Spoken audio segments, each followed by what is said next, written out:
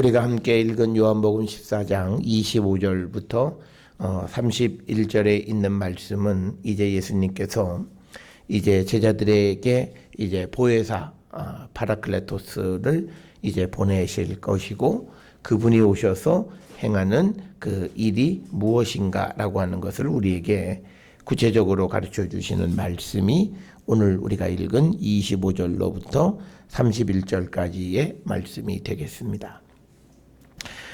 특별히 오늘 주시는 이 말씀에서 핵심은요 31절이에요. 예수님께서 사람들이 내가 아버지를 사랑하는 것, 그러니까 예수께서 아버지를 사랑한다. 그리고 아버지께서 명하신 대로 행하는 것, 그러니까 예수님의 행하는 모든 것은 하나님께서 명령하신 것을 행하는 것이다. 그래서 세상이 알게 하려 함이로다. 요게 예수께서 이런 말씀, 그리고 보혜사를 통해서 이제 26절에 보면 모든 것을 가르치고 너희에게 말한 모든 것을 생각나게 하는 그런 일을 통해서 이루고자 하는 것은 31절에 있는 말씀이다라고 하는 것을 우리가 기억해서 31절에 예수님이 아버지를 사랑한다라고 하는 것은 뭐냐면 예수님께서는 하나님이 하시는 모든 말씀을 그대로 순종하시는 분이다. 그래서 우리가 그 예수께서 이 요한복음에서 말씀하시는 사랑은, 그러니까 우리가 예수님을 사랑하는 것은 예수님의 말씀을 지키는 거고, 그리고 예수께서 하나님을 사랑하는 것은 하나님께서 하신 모든 말씀을 그대로 지키시는 거예요. 그래서 오늘 주시는 31절에 내가 예수께서 아버지를 사랑한다는 것은 예수님께서 하나님의 모든 말씀, 계획, 모든 것을 그대로 순종하는 것, 그대로 지키는 것, 그것. 그리고 또 하나는 예수님이 하시는 모든 말씀은 다른 것이 아니라 예수께서 하나님께서 명하신 것을 예수님께서 이 땅에 오셔서 행하신 것이다. 그것을 알게 되기를 원한다. 그래서 이것은요 요한복음 17장 21절에 의하면 세상이 하나님께서 예수님을 보내신 줄을 믿기를 원한다. 이런 말씀에 보면 거기에도 나와 있어요. 그래서 예수님께서 이제 마지막 이 제자들을 떠나기 전에 제자들에게 이제 보혜사 성령을 보내주시고 그 다음에 이제 앞으로 이 제자들에게 어떤 어려움이 닥치게 될 터인데 그들이 이 예수님에 대한 믿음을 잊어버리지 마라.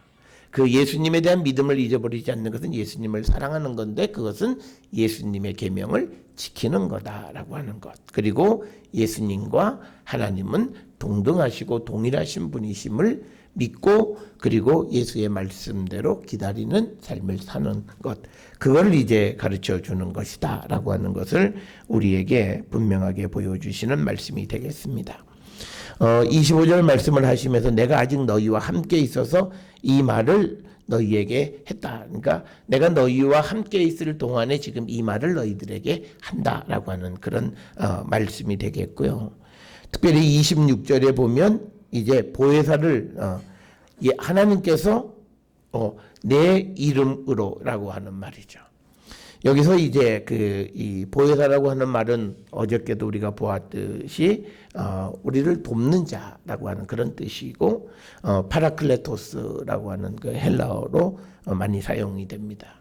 그 다음에 또 하나는요 우리가 이 보혜사를 보내는 것이 성경에 보면 하나님이 예수님을 대신해서 보내는 것으로 되어 있기도 하고 그 다음에 또 하나는 예수님이 하늘로 가셔서 예수님이 보내는 것처럼 이렇게 우리 이 복음서 특히 요한복음에는 두 가지가 다 나타나 있는데 주로 많이 등장하는 것은 보혜사는 하나님께서 예수님을 대신해서 보내는 것이다라고 하는 거예요. 그래서 우리가 여기서 내 이름으로라고 하는 말의 의미는 뭐냐면 나를 대표해서 또는 나를 대리해서 그러니까 내 대신에 하나님께서 보혜사 성령을 보내신다라고 하는 거죠.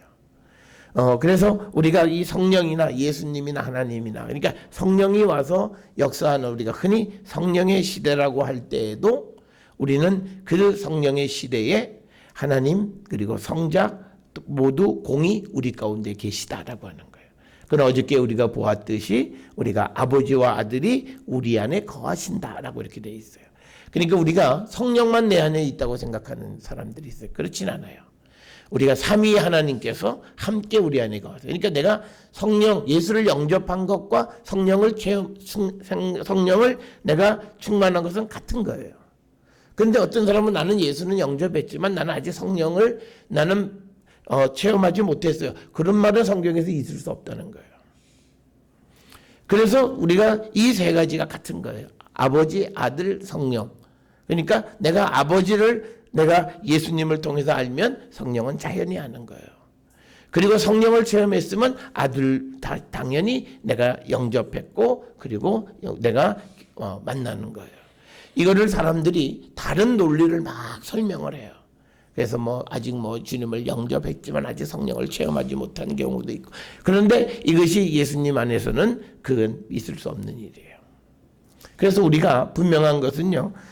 우리가 우리 안에 보혜사 성령이 우리에게 임하시면 그때 되면 뭐예요? 제자들이 그때 예수가 누군지 알잖아요.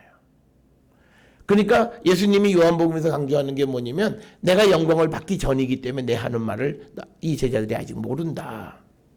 그러니까 뭐냐면 우리의 제자들이 예수님과 같이 있었지만 그거는 혈연적으로 같이 있었고 육적으로 같이 있은 거지. 예수께서 하시는 모든 말씀의 의미를 아는 것은 이제 예수님이 영광을 받으신, 즉 우리가 십자가에 죽고 부활하시고 승천하셔 성령을 보내주신 그 사건을 체험한 다음에 예수의 제자들이 예수님이 하신 말씀의 의미를 알게 된 거예요. 그 전까지는 그냥 예수라는 사람을 만난 거예요. 나사렛 사람 예수. 그리고 그분이 하나님의 아들이라고 하는 것도 믿지 못했던 거죠. 그런데 성령이 체험하고 그때 그가 예수를 인격적으로 만난 거고 그때 그들이 예수를 아는 거고 그때 그들이 하나님 누구이신 걸 아는 거예요. 그러니까 성령 충만함과 예수를 영접하는 것과 이런 것들이 똑같은 사건 속에서 일어나는 것이다 라고 하는 거예요. 그래서 이제 나를 대신해서 이제 보혜사를 우리에게 보내주신다라고 하는 거예요. 그러면 이제 성령 그가 너희에게 모든 것을 가르치고 내가 너희에게 말한 모든 것을 생각나게 한다. 가르치고 생각나게 한다는 거죠. 그런데 우리는 이걸 어떻게 이해하냐? 우리 자리에서 이해해요. 가르침이 있고 그다음에 생각나는 게 다르다. 안 그래요. 이 헬라어 문법에 아오리스트라고 하는 것이 있어요. 그건 뭐냐면 가르치고 생각하는 게 동시에 일어나는 거예요. 그러니까 성령이 우리에게 가르치면 그 가르침을 받은 자는 자연히 예수께서 하신 말씀들이 다 기억나는 거예요. 이것이 단계로 가는 게 아니라는 거예요. 우리가 성경을 이해할 때 제일 어려운 게 뭐냐면 이 헬라어 속에 있는 아오리스트 문법이라는 게 있어요. 이건 동시에 일어나는 거예요. 그러니까 우리가 뭐냐면 내가 예수를 시인하고 성령 안에서 예수를 시인하면 예수를 인격적으로 만나는 거예요. 이게 무슨 단계 계단이 있어도 계단처럼 올라가는 게 아니라는 거예요. 그거를 우리가 아오리스트라고 하고 이건 뭐냐면 연속적으로 일어나는 거예요. 그러니까 성령이 우리를 가르치시면 예수의 말씀이 생각나는 거예요. 이게 가르침 따로 받고 또 언젠간 나를 생각나게 하시겠지. 그런 차원의 문제가 아니다라고 하는 것. 그래서 이것은요 우리나라의 문법에는 없는 거예요. 그래서 이 아오리스트라고 하는 문법 해석이 굉장히 어렵고 그래서 우리가 성경을 단계적으로 이해하는 것들이 이 아오리스트에 대한 해석이 없어서 그래요. 그러니까 이건 동시에 일어나는 거예요. 그러니까 우리가 이거죠. 내가 문을 열고 들어가는 거죠. 그럼 열고 들어가는 거는 연속 동작이에요. 그러니까 내가 문 열었다. 그럼 안 들어가. 그럼 문 열리기가 없잖아요. 그러니까 내가 문을 여는 것과 들어가는 것은 연속적으로 되어지는 거예요. 그러니까 내가 문을 연다라고 하는 건 들어가기 위한 거예요. 그리고 들어가기 위해서는 내가 열어야 되는 거예요. 그러니까 내가 성령을 체험해야 예수를 아는 거고 예수를 알기 위해서는 성령을 체험해야 되는 거예요.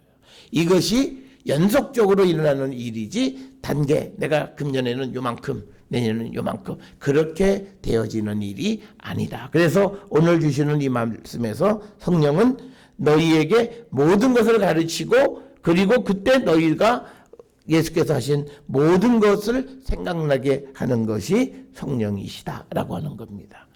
그래서 여기서 너희를 모든 것을 가르친다라고 하는 것은 이것은 진리 가운데로 인도하는 거예요. 우리에게 옳은 길 진리로 인도하는 것이다 라고 하는 거고요. 특별히 오늘 주시는 본문에서 우리가 모든 것이 뭐냐라고 하는 거예요. 이 모든 것이라는 표현은요, 요한복음이나 요한 1, 2, 3, 4에 많이 등장해요. 모든 것. 그러면 그 도대체 모든 것이 뭐냐? 우리가 성경에 보면 적어도 두 가지는 알 수 있어요. 요한복음 16장 13절에서 보는 모든 것은요, 장래의 일이에요. 그러니까 뭐냐면 우리가 지금까지 오늘 이 현재까지 되어진 일들은 우리가 이미 경험한 것이라서 아는 거예요. 그런데 우리가 모르는 건 뭐냐면 이제 앞으로 일어날 일, 장래의 일이에요. 그것까지를 우리에게 가르쳐 준다는 거고요. 또 하나는요, 고린도전서 2장 10절에 보면 성령은 뭐냐면 하나님의 깊은 것까지도 우리에게 알게 해주신다는 거죠. 그러니까 우리가 자기 것밖에는 모르잖아. 그런데 이 성령이 하나님의 깊은 것까지도 우리로 하여금 알게 한다라고 하는 거. 그래서 우리가 이 성경을 통해서 특히 요한복음 14장 26절에 성령이 우리에게 모든 것을 가르치고 하는 그 모든 것이라고 하는 것은 요한복음과 고린도전서의 말씀을 통해서 우리가 장래의 일이거나 하나님의 어떤 계획 이런 것들을 우리에게 알게 해준다는 거예요. 그러니까 여기서 우리가 대답이 나오잖아요. 하나님의 뜻이 뭔지는 모르겠다. 그건요, 성령 체험하지 않아서 그런 거죠.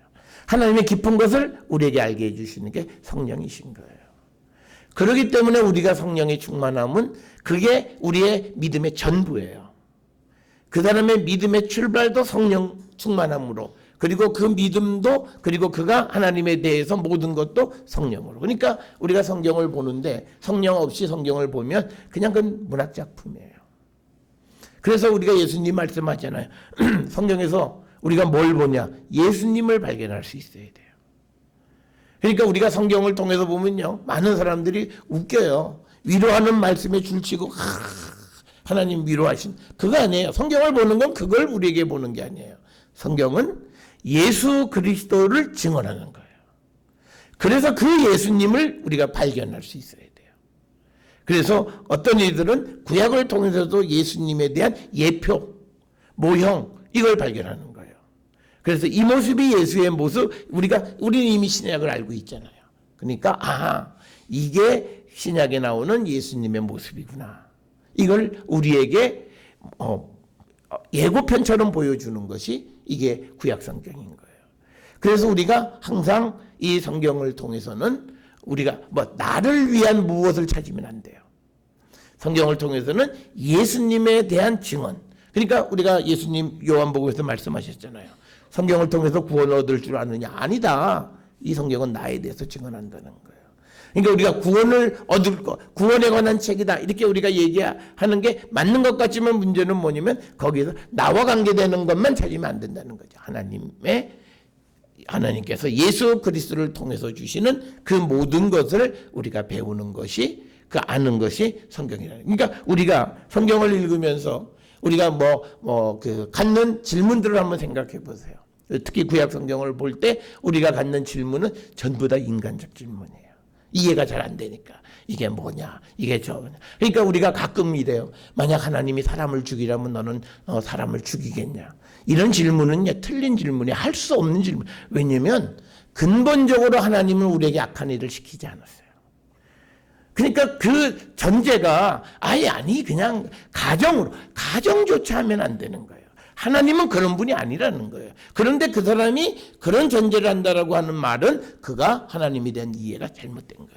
그러니까 이런 거예요. 사람이 만약 내가 잘못되면 어떡하지?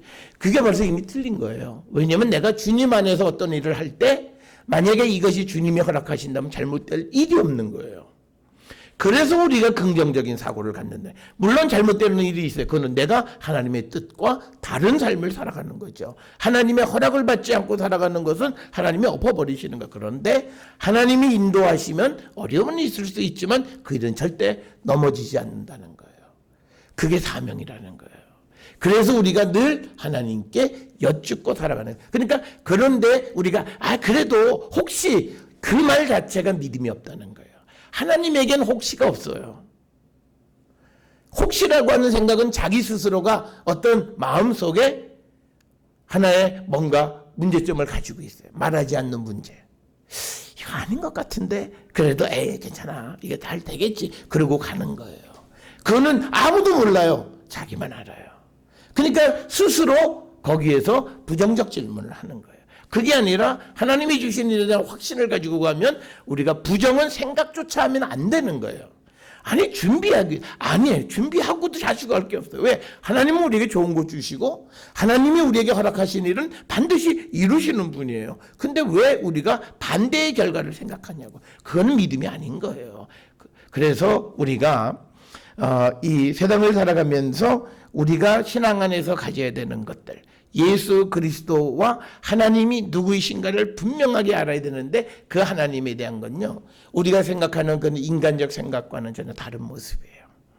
그래서 앞에서 예로 들었던 것 같은 그런 어떤 가끔 그러죠. 하나님이 나에게 어려움을 주시면, 그러니까 우리가 제대로 살아가면 하나님이 내게 어려움을 안 주세요. 절대 안 주세요.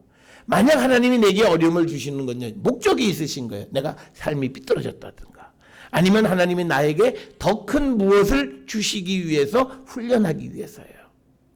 그런데 내가 영적으로 하나님과 교감하면 그걸 모를 리가 없잖아요.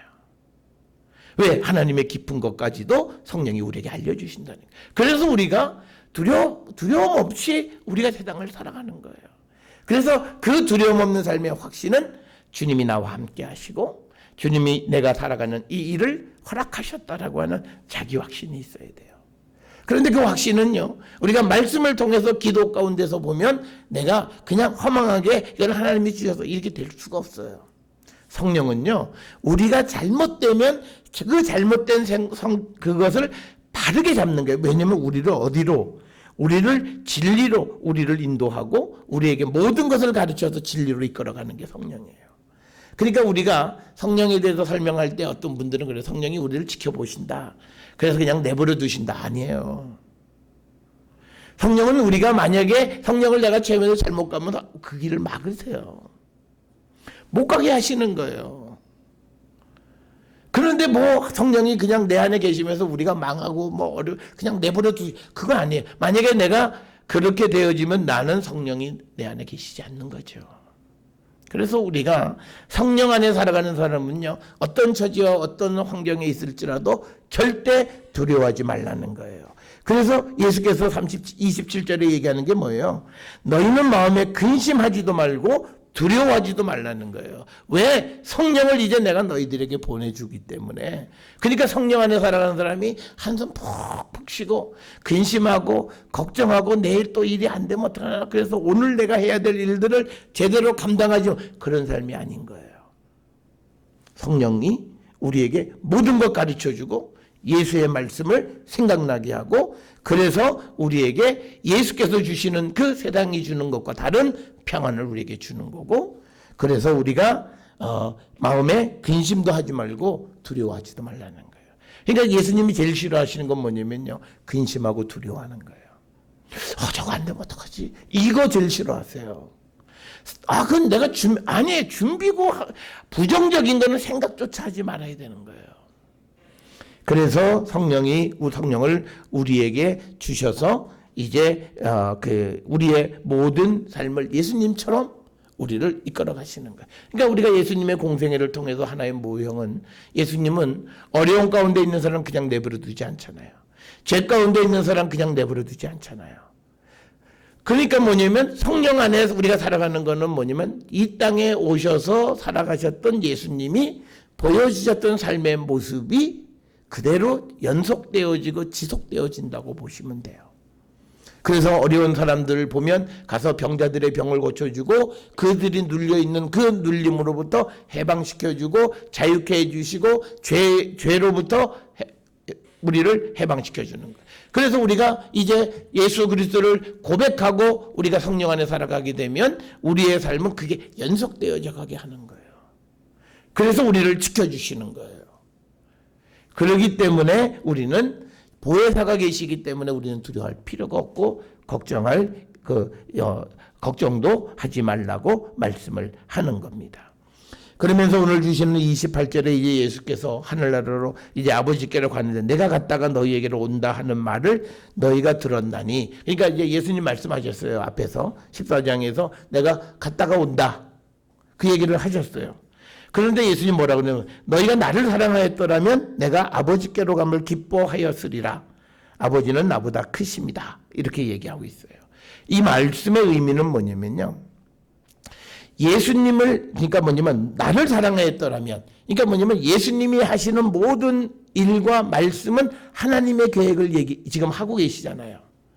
그러니까 너희들이 나를 사랑해서 그 말을 듣고 그 말을 지켰더라면 내가 아버지께로 가는 것을 너희는 굉장히 기뻐해야 된다. 왜? 내가 가서 간 다음에 너희들에게 보혜사 보내고 너희들에게 모든 것을 이루어주게 하마라고 말씀하셨기 때문에. 그래서 여기서 우리가 중요한 개념을 하나 발견하셔야 돼요. 우리가 믿음 안에서 사랑한다라고 하는 사랑이 뭐냐. 특히 내가 주님을 사랑합니다. 그건 뭐냐면요. 내가 하나님의 계획을 이루는 것이 내가 하나님을 사랑하는 거예요. 그게 하나님의 말씀과 계명을 지키는 거예요. 우리가 하나님의 계명을 지키고 예수의 계명을 지키는 건 뭐냐면 하나님이 세상을 구원하시는 하나님의 계획을 이루시는 거예요. 그러니까 우리가 서로 사랑한다. 뭐냐면 서로가 하나님의 계획을 이루게 도와주는 거예요. 그게 사랑이에요. 그러니까 오늘 주시는 예수의 제자들은 예수님의 말씀을 믿지 못했죠. 그러니까 예수님이 하나님의 계획을 이루기 위해서 하늘로 가시는 것 염려하고 근심하고 두려워하잖아요. 그리고 우리가 마태복음에서는 베드로가 그리 마시옵소서. 그러니까 십자가를 지시겠다 그러니까 그리 맛이 없어서. 그러니까 베드로에 대해서 예수님이 어떻게 너는 사람의 일만 생각하느냐. 그러니까 우리가 서로 사랑하는 관계는요. 우리가 서로가 하나님의 계획을 이루도록 돕는 관계가 우리가 믿음 안에서 서로 사랑의 관계예요. 교회는 그런 관계가 돼야 돼요. 교회가 서로 우리가 격려하고 위로하는 건 뭐냐면 세상적인 그런 위로보다 더 중요한 것은 각자에게 주신 하나님의 사명이 있잖아요. 그걸 잘 이룰 수 있도록 도와주는 거예요. 그게 서로 사랑을 나누는 거고, 그래서 우리가 하나님의 정말 그 계획이 우리 가운데 일어나고, 그래서 우리가 하나님의 사랑 가운데 있음을 고백하는 거예요. 그러니까 우리가 아이러니하게 내가 저 사람을 사랑하는지 어떻게 알아요? 자기도 모르게 저 사람의 말대로 살아요. 저 사람이 좋아하는 것도 좋아하게 되고 저 사람이 좋아하는 음식도 내가 모르게 자기도 모르게 따라가요. 나는 내 취향을 지킨다고 생각하는데 자기도 모르게 점점 닮아가는 거예요. 마찬가지예요. 교회도 똑같은 거예요. 내가 이 믿음 안에 살아가면서 점점 예수의 삶을 닮아가는 거예요. 그게 내가 하나님의 사랑을 받고 있고 내가 주님을 사랑한다라고 하는 징표예요. 그런데 그게 아무 변화가 없어요. 그리고 말로만 나는 주님을 사랑한다. 그건 아니라는 거예요. 그래서 오늘 주시는 이 본문의 말씀에서도 제자들에게 말씀을 내가 갔다 온다. 아버지께로 갔다가 다시 온다. 내 거처를 준비하고 다시 와서 너희를 데려가마. 이런 얘기 예수님이 하셨잖아요. 그걸 들었고 제자들이 야 우리 선생 가시면 어떡하나. 우린 지금 예수님 따라왔는데 이거 예수님 우리를 버리고 가시면 어떡하나. 뭐 여러 가지 근심 걱정하고 하시는 말씀이 이제 너희들에게 어떤 어려움도 닥칠 거다. 환난도 올 것이다. 너희를 미워할 거다. 이런 얘기 다 하는 거예요. 그러니까 제자들이 근심도 하고 마음에 두려워하기도 하는 거예요. 그때 예수께서 말씀하시는 건 뭐냐면 너희가 나를 사랑했다면 너희들이 정말 내가 하는 주님의 말씀을 그대로 들었다면 오히려 내가 아버지께로 간다는 게 너희들에게 기쁨이 되어야 된다. 그런데 지금 너희들은 내가 너희를 떠나간다라고 하니까 두려워하고 근심한 그게 너희가 잘못된 거라는 거예요. 그래서 우리가 정말 사랑한다라고 하는 건 뭐냐면 하나님의 계획을 이루기를 도와주는 거예요. 그래서 우리는요, 우리가 교회에서 서로가 어떤 관계에 있느냐, 이렇게 우리 주변에 있는 사람을 돌아보는 거. 우리는요, 교회들이 전부 다 육적이에요. 육신의 삶이 어떻게 사느냐, 어렵게 사느냐, 일이 잘 됐냐. 그런데 더 근본적으로 중요한 것은 저분에게, 저 집사님에게, 저 성도에게 하나님의 계획이 이루어지고 있는가. 그를 위해서 그가 그 일을 하고 있는가. 그거에 위해서 내가 그에게, 그래서 우리의 기도 제목도 그게 돼야 되는 거예요. 아버지의 계획과 뜻을 이루어가는 성도가 되기 위해서 서로를 위해서 기도하는 거예요. 그게 그가 하나님의 축복받기를 바라는 가장 중요한 거예요. 왜? 우리가 하나님의 계획을 이룰 때 우리는 하나님의 축복을 받고 하나님 우리를 높여주시는 거예요. 다른 방법이 없잖아요. 그게 정말 우리가 주님 안에서 사랑을 나누는 것임을 오늘 예수께서 말씀하신 거예요. 그러니까 제자들한테 너희가 나를 사랑하지 않았다는 거예요.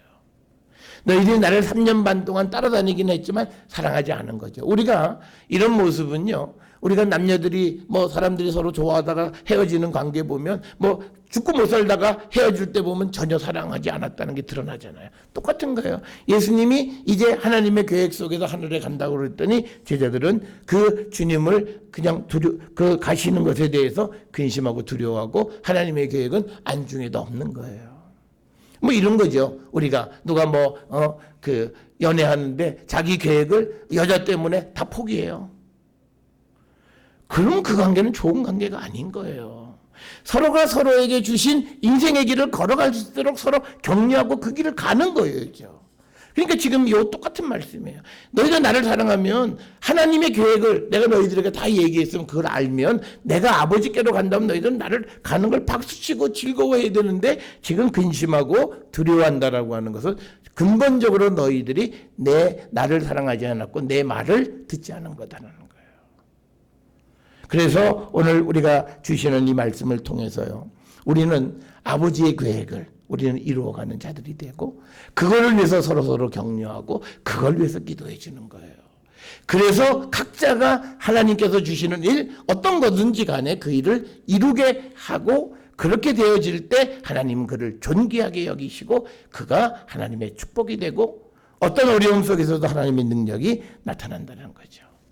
그래서 이제 28절에서 맨 끝에 보면 예수님이 뭐라 그러냐면 아버지는 나보다 크시다. 그러니까 왜 내가 하늘로 가야 되느냐. 모든 것은 내가 스스로 한 게 아니라 아버지께서 계획하신 모든 것대로 한 거다. 그래서 내가 아버지께로 간다라고 하는 것이 두려울 일이 아니다라는 거예요. 그러니까 이건 뭐냐면 하나님에 의해서 모든 것이 되어졌다는 것을 다시 한번 제자들에게 이야기하시고 그래서 이제 예수께서 아버지께로 가고 그것이 결코 남아있는 제자들에게는 문제가 안 된다. 그러면서 29절에 이제 일이 일어나기 전에 너희에게 말한 것은 일이 일어날 때 너희로 믿게 하려 함이라. 이거죠. 그러니까 우리에게 어떤 예언이나 예견의 목적은요, 그건 뭐냐면 봐라 내 능력 대단하지 그거 아니에요. 다른 사람들에게 이게 정말 하나님이 하시는 일인가를 알게 하고 그래서 궁극적으로 예수가 우리의 구원자이심을 믿게 하려고 이 일을 예견하신다는 거예요. 내가 이 일을 미리 너희들에게 일어나기 전에 말해서 그 일이 일어날 때 내 말을 기억하면서 성령이 오셔서 이제 너희들에게 모든 거 가르치고 그것을 기억나게 할 때 그때 너희들이 바로 우리 선생님이 정말 우리의 구원자셨구나. 그걸 알게 하기 위해서 믿음을 위해서 주신 것이다. 그러니까 예언은 믿음을 위해서 주시는 거예요. 어떤 사람의 자기 능력을 자랑하기 위해서 주는 게 아니라 예언은 믿음을 세워주는 거예요. 그러니까 우리가 성령 안에서 받는 모든 것은요, 나 그리고 다른 사람의 믿음을 세워주는 거예요. 그게 은사예요. 그래서 은사라고 하는 것은 교회의 구성원들을 세워가는 일을 하는 거예요. 자기 혼자 잘났다고 막 그러고 어떤 자기 개인의 무엇을 이루는 것은 아니다라고 하는 겁니다. 그러면서 이제 30절에 이후에 내가 너희와 말을 많이 하지 아니하리니 이 세상에 임금이 오겠습니다. 그러니까 이 세상을 하나님이 이제 예수께서 하늘로 가시면 그 사이에 이 땅의 제자들이 그 세상의 임금들이 온다라고 하는 거예요. 그런데 그는 내게 관계할 것이 없다. 이 말은 뭐냐면 두려워하지 말라는 거예요. 여기에서 우리가 중요한 건 뭐냐면요, 이제 세상의 임금이 오겠다는 말은 어둠이 잠시 통치한다는 거예요. 그렇지만 그 세상의 임금은 내게 관계할 것이 없다. 이 말에 직역하면 거예요. 그는 나에 대해서 아무것도 가지고 있지 않다. 그러니까 그는 나를 이길 수 없다는 거예요. 그래서 여기서 우리가 지난 촛불 집회 때 많이 나왔던 어둠은 빛을 이길 수 없다는 말이 여기서 나온 거예요. 그건 굉장한 성경을 우리가 현대어로 다시 새롭게 풀어 쓴 게 어둠은 빛을 이길 수 없다라고 하는 거예요. 그게 뭐냐면 빛은 하나님 예수 그리스도세요. 어둠은 세상이에요.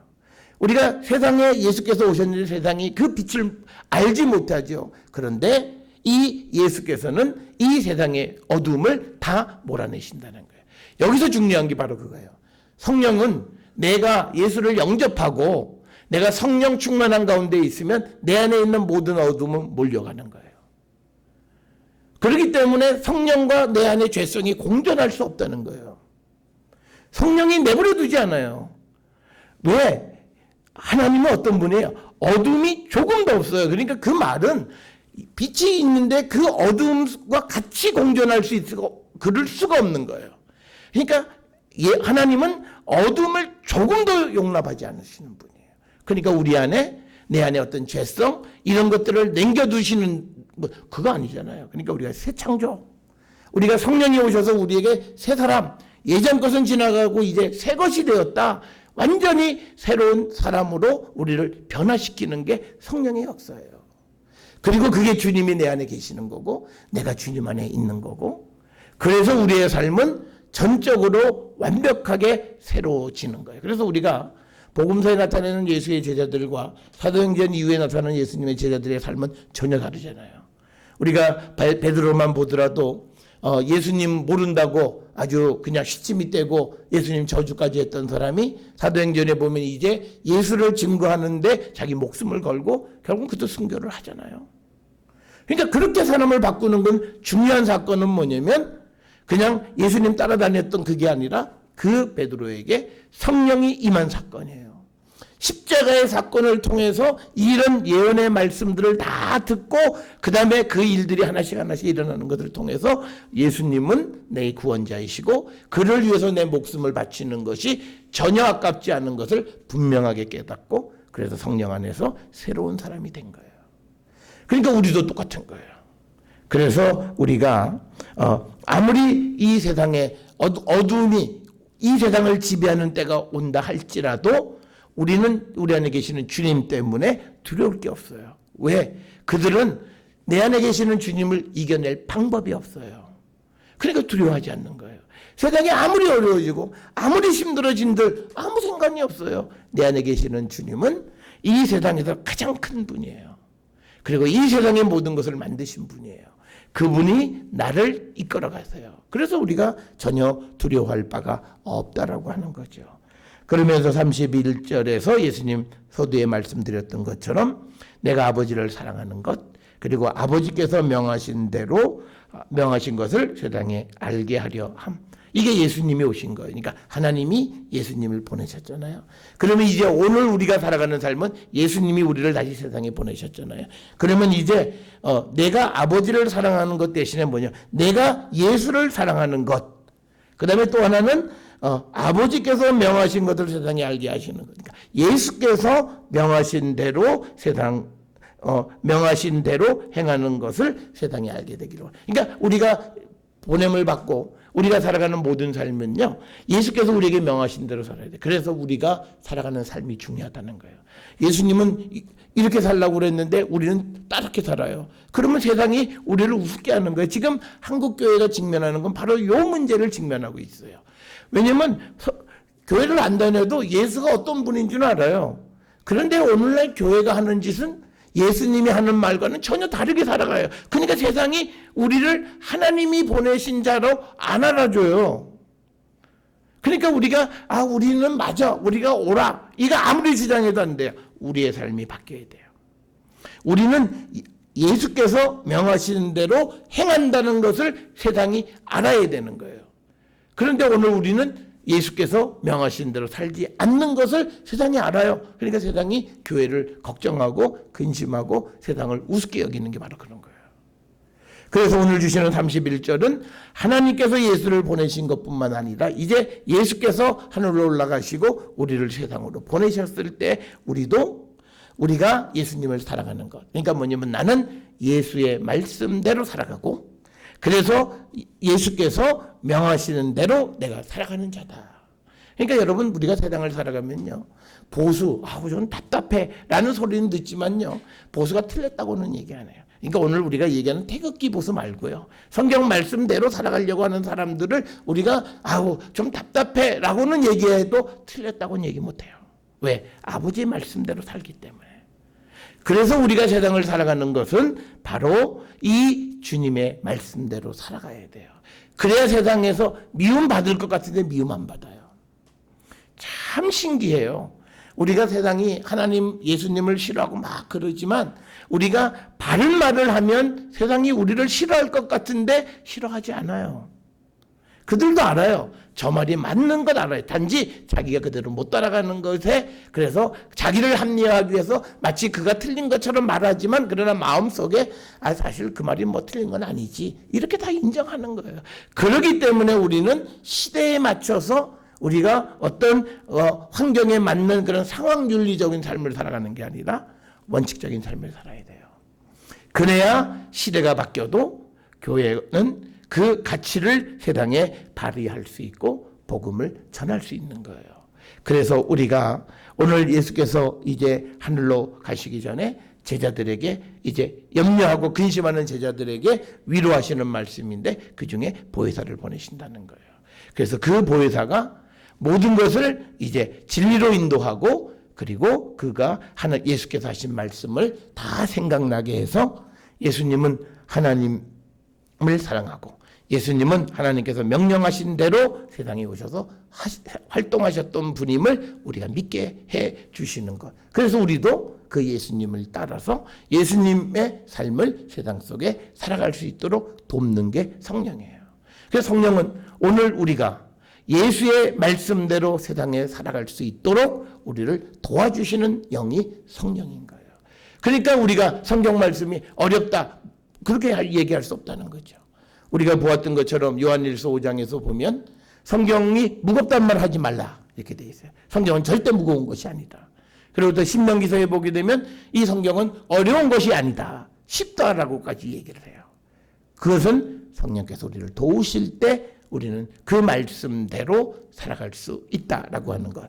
그것을 우리가 기억을 하셔서 저는 우리 모든 성도들이 보혜사 성령의 도우심으로 우리가 주님을 알고 또 주님이 우리를 세상에 보내셨을 때 말씀대로 살아가는 그런 성도가 되어서 하나님의 나라를 위해서 쓰임받는 저와 여러분이 될 수 있기를 주의 이름으로 축원합니다. 기도하시겠습니다.